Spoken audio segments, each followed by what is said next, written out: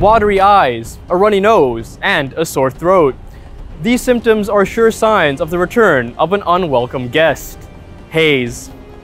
The problem, as we all know, is not new. Malaysians have been putting up with haze arising from fires in neighboring countries, particularly Indonesia, for years.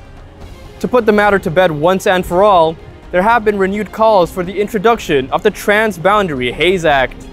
This will allow the government to take action against companies that cause haze in Malaysia, regardless of where the burning occurs.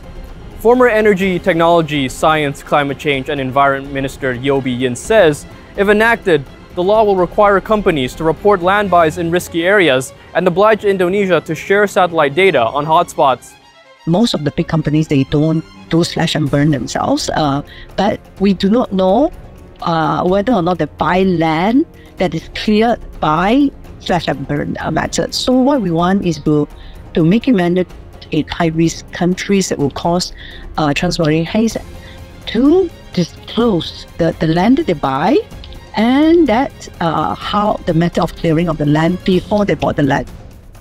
But environmental expert Helena Vorki of University Malaya says the solution is not so straightforward.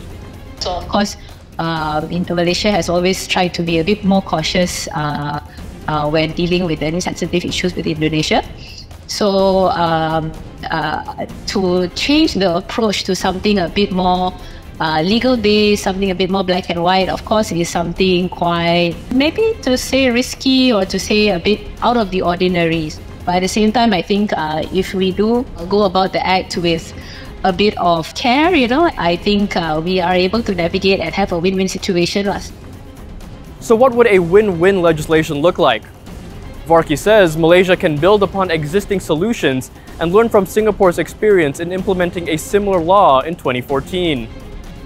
Indonesia was uncomfortable with the fact that Singapore was able to even cover non-Singaporean entities. So now that we know how Indonesia looks at it, we can work around it. So it's actually very lucky for us to have had this opportunity. So I think it should be taken on as a learning opportunity to create a better, more effective act rather than steering away completely from it.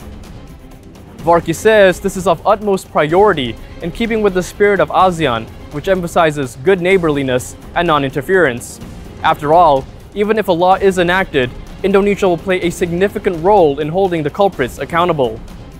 So this is very much like the extradition treaties that some countries have with other countries. So they would need the other country to agree to share and to help to secure the other party. So without the cooperation of the other country, it's very difficult. Heng Kia Chun, a regional campaign strategist for the environmental group Greenpeace, says that if the law is enacted, Malaysia could also penalize wrongdoers by removing their products from shelves. When Transboundary was so serious, the Singaporean government decided to confiscate or take down some of their products that are owned by the company that involved in forest fire. This is also one of the ways that can affect the businesses of the company. Danish Rajareza and Amira Huda, FMT News.